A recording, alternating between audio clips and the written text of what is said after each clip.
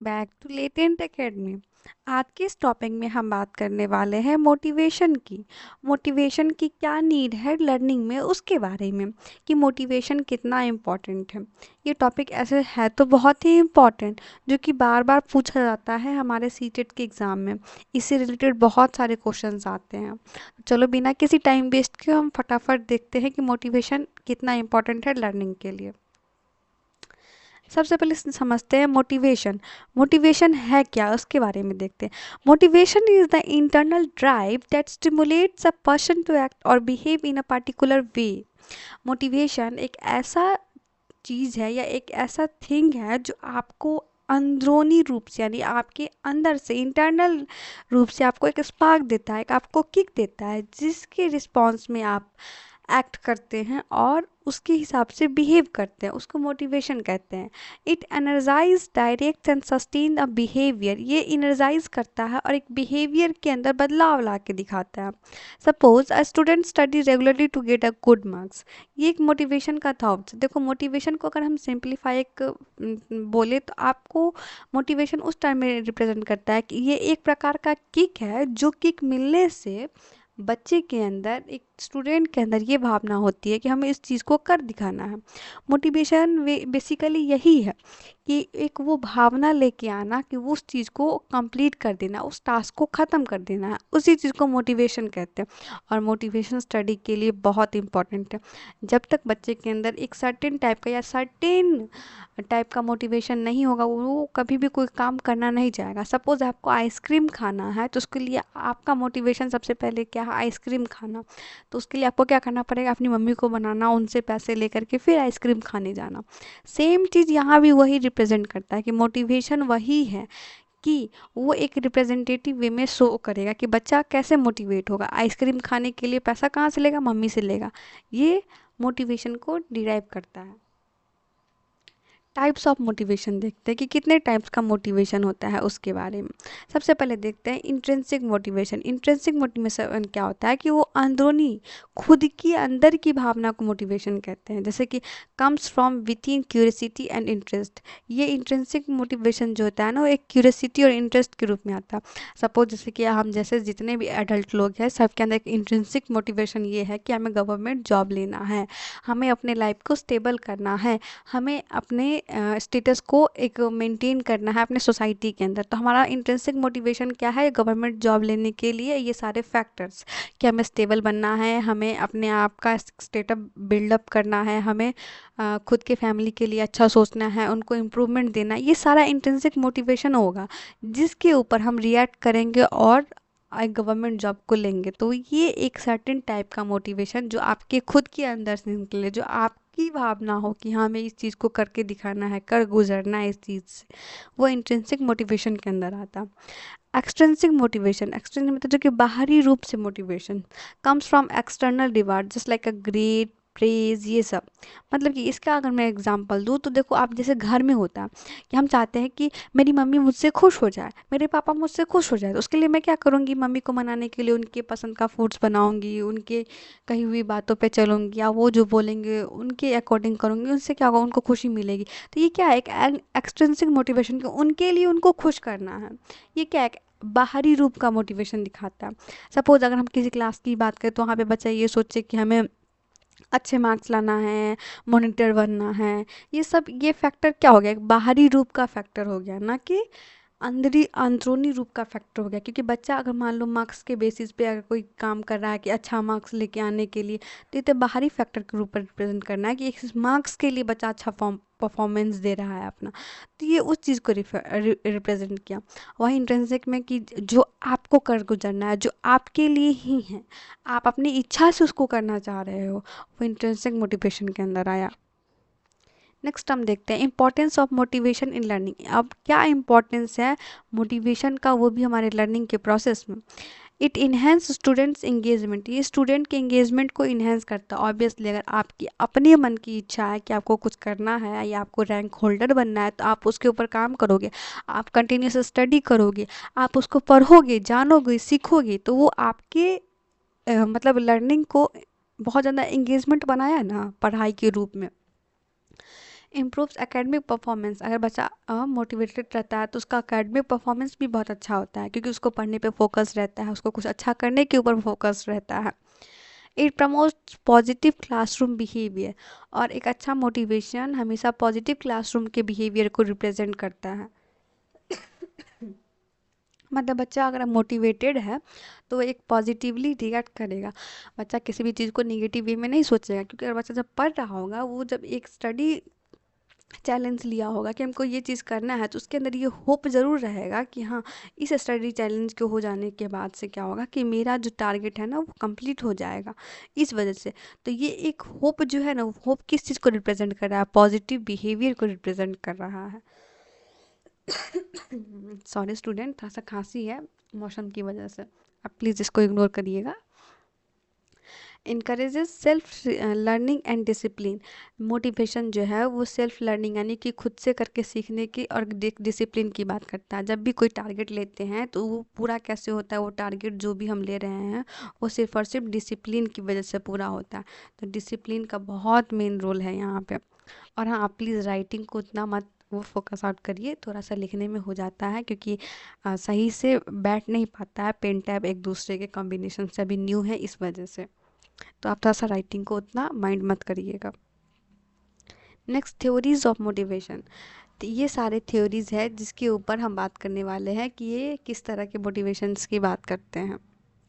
हमारा पहला है Maslow hierarchy of needs, Herzberg's two factor theory, McClelland's achievement motivation theory. हालांकि ये दोनों उतना इम्पोर्टेंट तो नहीं है, लेकिन ये जो थ्योरी है मैस्लो हायरार्की, ये बार बार पूछा जाता है, तो चलिए इनके बारे में देखते हैं। मैस्लो हायरार्की ऑफ नीड्स, इनका क्या है, नीड्स और मोटिवेशन थ्योरी, उसके बारे में हम बात करते हैं। सबसे पहला साइकोलॉजिकल नीड्स की बात करते हैं। ये देखो, ये बोलते हैं कि सबसे पहले अगर इंसान के अंदर एक साइकोलॉजिकल नीड्स होगा, सपोज अगर मेरे अंदर एक गवर्नमेंट जॉब की नीड्स है, तो मैं सबसे पहले इसके ऊपर वर्क करूँगी।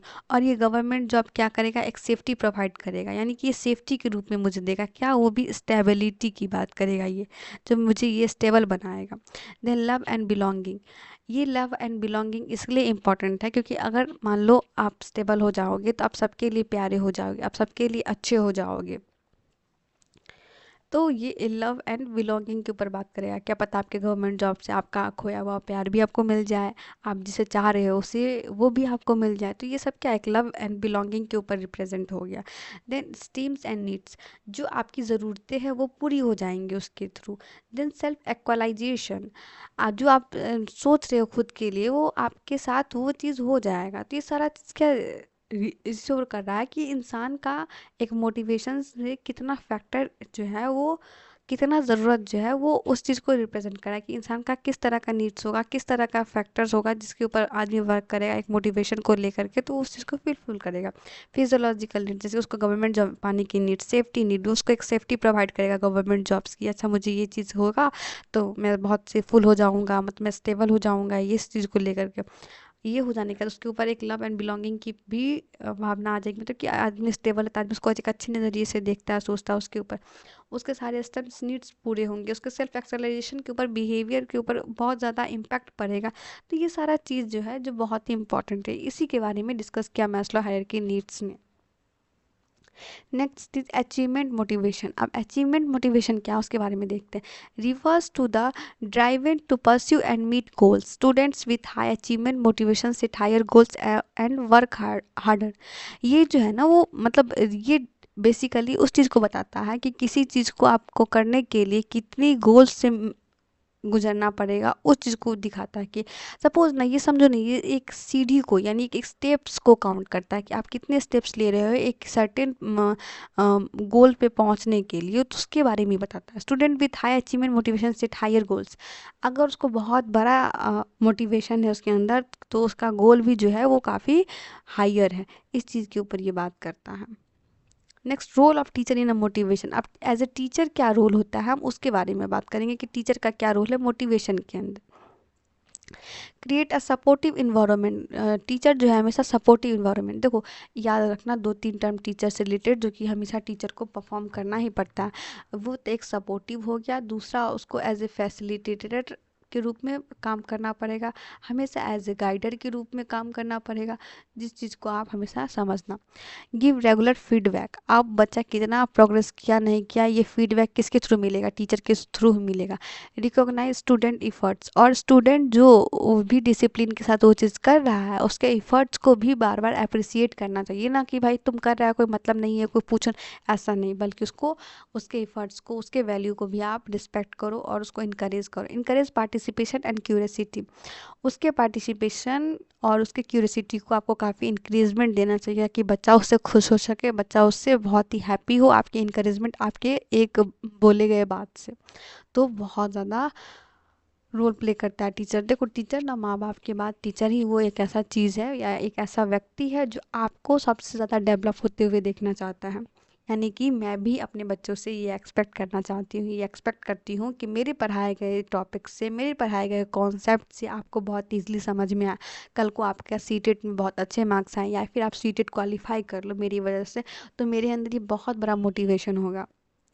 बहुत बड़ी ये एक तरह से बोल सकते हो क्या कहता है, किसी को कोई रिवॉर्ड देता है, किसी को कोई पे करता है किसी चीज़ को लेकर के, तो ये वही चीज़ है कि मैंने कोशिश किया और बच्चे मुझसे जुड़े, मुझसे सीखे और उन्होंने वो कर दिखाया, अपने एग्ज़ाम्स को क्लियर कर लिया। जब आप टीचर बनना चाहते हो तो सीटेट ही आपका फर्स्ट ऐसा सीढ़ी होता है जिसको क्रॉस करके आप दूसरे सीढ़ी पे जा सकते हो। बिना सीटेट के आप टीचर बनने के लिए एलिजिबल नहीं हो सकते। तो आप मेरी वजह से, मेरे हेल्प की वजह से, एक छोटी सी गाइडेंस की वजह से आप इतने अच्छे से सीटेट क्वालिफाई कर लेते हो, तो एक बहुत बड़ा मोटिवेशन हो गया एज ए टीचर इस चीज़ को लेकर के। आप मेरे एक छोटे से सपोर्ट ने आपको इतना बड़ा रूप दे दिया टीचर बनने के लिए, आपको एक मोटिवेशन दे दिया कि हाँ आप भी टीचर बन सकते हो।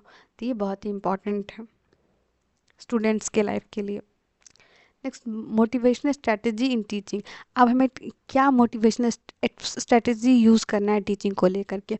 Use praises and rewards wisely, अगर हम उनकी एफर्ट्स को बार बार वो अप्रिसिएट करेंगे, उसको किसी रिवॉर्ड से रिकॉग्नाइज करेंगे तो बच्चा बहुत मोटिवेट होता है। देखो ओलंपियाड होता है या ओलंपिक्स होता है, हमेशा उसको रिवॉर्ड दिया जाता है क्योंकि हर इंसान रिवॉर्ड के पीछे भागता है, हर इंसान को रिवॉर्ड चाहिए, हर इंसान को प्रेज चाहिए। आप इस चीज़ को समझो, आप कोई भी काम कर रहे हो तो आपकी इच्छा होती है कि मैं ये जो कर रहा हूँ इसके लिए लोग अप्रिसिएट करें, बोलें।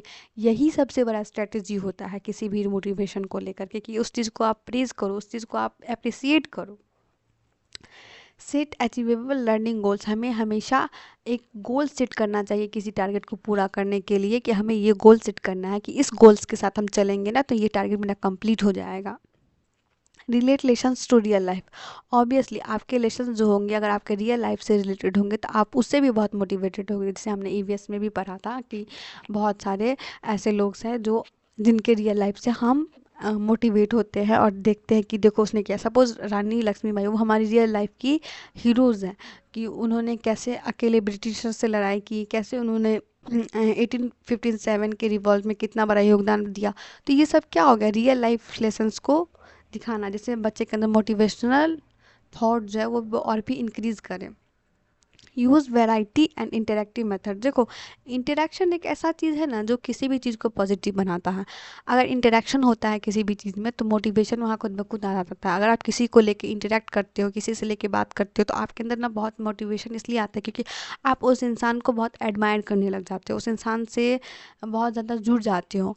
ऑब्वियसली सपोज संदीप माहेश्वरी बहुत बड़े मोटिवेशनल स्पीकर इसलिए माने गए क्योंकि वो जो भी चीज़ बोलते हैं ना वो रिलेटेबल बोलते हैं, उनका कंटेंट जो है ना रिलेटेबल फॉर्म में होता है कि आप जो रिलेट कर रहे हो ना वो वही बातें बोलते हैं, आप उनसे इसीलिए बहुत इजीली इंटरेक्ट करते हो। तो इसलिए मोटिवेशनल स्ट्रेटेजी बहुत इंपॉर्टेंट हो जाता है यहाँ पर। फैक्टर अफेक्टिंग मोटिवेशन, अब क्या क्या ऐसे फैक्टर्स हैं जो अफेक्ट करते हैं मोटिवेशन को, हम उसके बारे में देखने वाले हैं। पहला तो हमारा फैमिली बैकग्राउंड, कि हमारा फैमिली बैकग्राउंड कैसा है हमारा उस पर। अगर हम बहुत ही पुअर फैमिली से हैं तो जो भी बच्चा अगर पुअर फैमिली से होता है उसका माइंडसेट होता है कि कहीं ना कुछ मुझे कुछ बहुत बड़ा टारगेट लेना है, कुछ बिग अचीवमेंट्स के रूप में लेना है, तो वो बहुत बड़ा टारगेट लेता है, वो कुछ कर गुजरने की भावना लेके चल रहा होता है। तो फैमिली बैकग्राउंड बहुत इंपॉर्टेंट रोल प्ले करता है। क्लासरूम क्लाइमेट, अब क्लासरूम का कैसा क्लाइमेट, यानी क्लासरूम किस इन्वायरमेंट के ऊपर है। बच्चा जो है किसी चीज़ को पढ़ना नहीं चाहता है, करना नहीं चाहता है, उसको इस चीज़ में मन नहीं लग रहा है, वो टीचर भी कह रहा है चलो ठीक है कोई नहीं लग रहा है तो छोड़ो बच्चे को ऐसे रहने दो ये वो।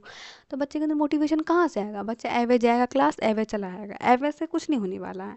बच्चे को अच्छे से समझना चाहिए, पढ़ना चाहिए और उसको जानना चाहिए कि क्या रीज़न है क्या नहीं है। बच्चे को समझाना चाहिए हर एक टॉपिक के साथ, क्लैरिफिकेशन के साथ। टीचर का बिहेवियर भी बहुत इफेक्ट करता है मोटिवेशन को लेकर। अगर बच्चा टीचर से इंटरेक्ट करेगा तभी तो मोटिवेट होगा किसी चीज़ को लेकर के। अगर बच्चा इंटरेक्ट ही नहीं करेगा तो कहाँ से टीचर से मोटिवेट हो पाएगा वो।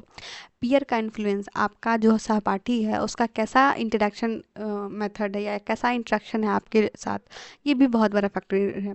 लर्निंग मटेरियल एंड इन्वायरमेंट, कैसा लर्निंग मटेरियल होता है और कैसा इन्वायरमेंट होता है ये उसके ऊपर बात करता है।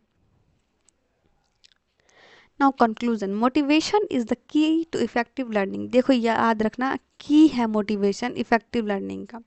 इसमें टीचर का सबसे बड़ा रोल है किसी भी मोटिवेशन को इन्हेंस करने के लिए। और हमें अपने क्लासरूम में बेटर स्ट्रैटेजी के साथ साथ जाना चाहिए मोटिवेशन को लेकर के।